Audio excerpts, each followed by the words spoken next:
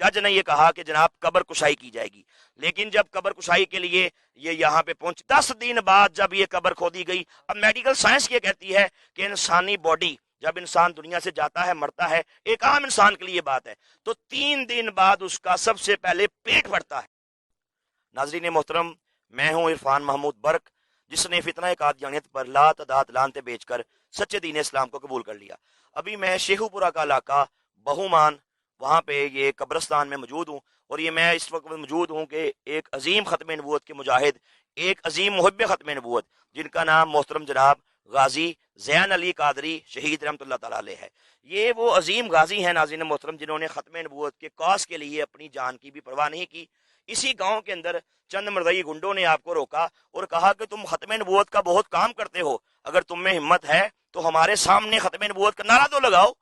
اللہ تعالیٰ نے غازی صاحب کو ایک کمال کی جرت دی تھی۔ یہ ختم نبوت کے سپاہی تھے، یہ ختم نبوت کے مجاہد تھے، انہوں نے اپنے دونوں ہاتھوں کو بلند کر کے نعرہ لگایا، تاجدار ختم نبوت زندہ باد، زندہ باد۔ آگے سے مرزئی بدبخت نے کیا کیا، رائفل نکالی اور غازی صاحب پہ فائر کھول دیا۔ غازی صاحب وہیں پہ گر گئے، لیکن گرتے دم تک آپ کی زبان پہ یہی نعرہ جاری تھا، تاجدار ختم نبوت کر کے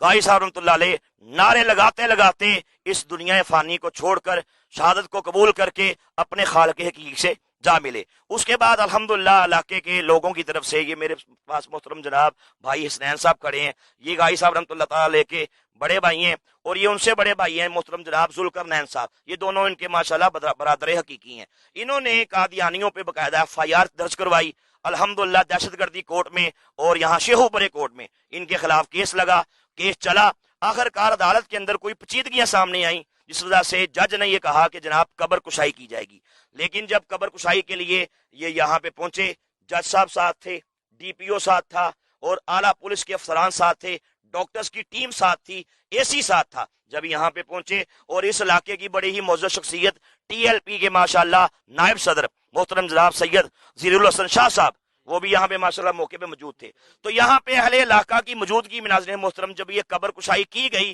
تو آگے ایک قبر کے اندر 10 دن بعد جب یہ قبر کھودی گئی، اب میڈیکل سائنس یہ کہتی ہے کہ انسانی باڈی جب انسان دنیا سے جاتا ہے مرتا ہے، ایک عام انسان کے لیے بات ہے، تو 3 دن بعد اس کا سب سے پہلے پیٹ پھٹتا ہے، یعنی کہ سب سے پہلے اس کا پیٹ پھٹ جاتا ہے، اس کے بعد جسم کے اندر گلنے سڑنے کا عمل پیدا ہو جاتا ہے، اور جسم میں پھر کیڑے مکوڑے پیدا ہوتے ہیں۔ لیکن اللہ تعالیٰ کا کرم دیکھیں، اب یہ قرآن کا فیصلہ ہے کہ شہداء زندہ ہیں،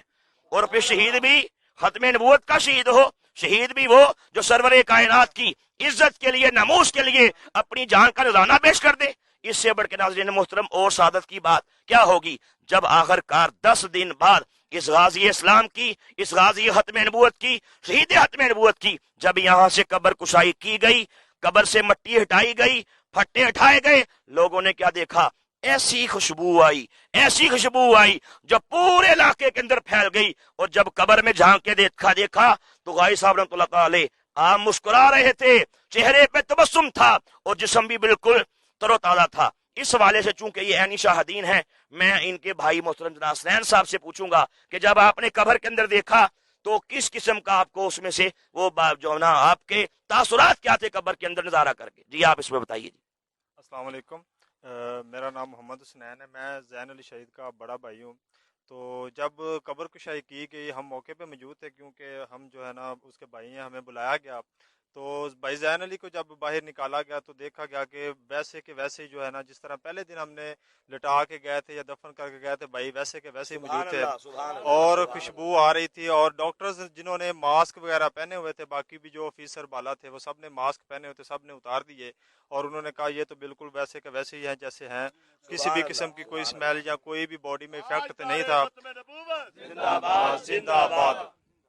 اور ایون کہ ایک نیچے سے یہ بھی پتہ چلا کہ جب باہر نکالا گیا تو خون تازہ جس طرح نہیں نکل رہا ہوتا باڈی سے، ویسے کا ویسا نکل رہا تھا، اور جو سٹیچنگ کی گئی تھی، کیونکہ پوسٹ مارٹم میں سٹیچنگ ہوتی، سٹیچنگ کی گئی تھی، وہ ویسے کے ویسے ٹانکے لگے ہوئے تھے، کوئی بھی ٹانکا اپنی جگہ سے نہیں ہلا ہوتا، جیسے باڈی پہلے دن آپ ادھر لٹا کے گئے تھے ویسے کی ویسے ہی باڈی نکلی تھی۔